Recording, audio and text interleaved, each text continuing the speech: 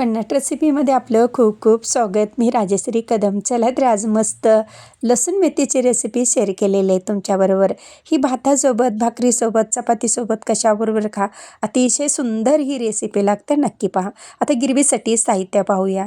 एक टोमॅटो घेतलेला आहे, एक कांदा, मोठा लसूण गड्डा, डाळवं अर्धी वाटी, एक चमचा जिरं, अर्धा इंच आलं घेतलेलं आहे, 6 काजू घेतलेले आहेत.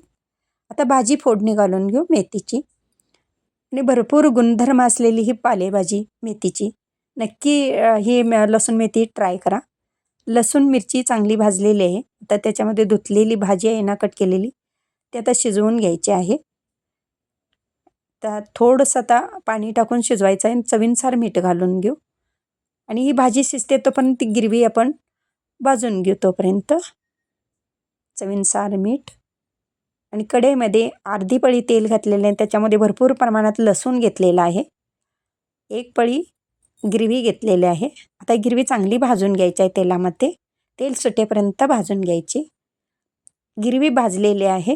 आता याच्यामध्ये 1 वाटी पाणी घालू आणि याला उकळी आली की मग ती शिजलेली भाजी आहे मग घालायची आहे याच्यामध्ये.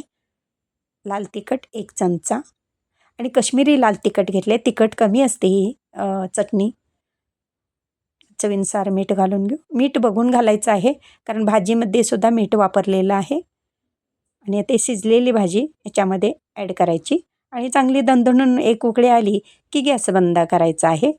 आणि मग भातासोबत, भाकरीसोबत कशावर खा, खूप छान लागते ही भाजी. आणि आता मी टिफिन रेसिपी बंद करून रेग्युलरच्या रेसिपी सुरू केलेल्या आहेत. पाहायला विसरू नका आणि कमेंट देखील करायला विसरू नका.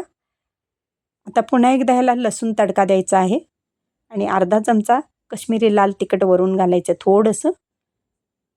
आणि पुन्हा एकदा व्यवस्थित मिक्स करून घेऊ याला.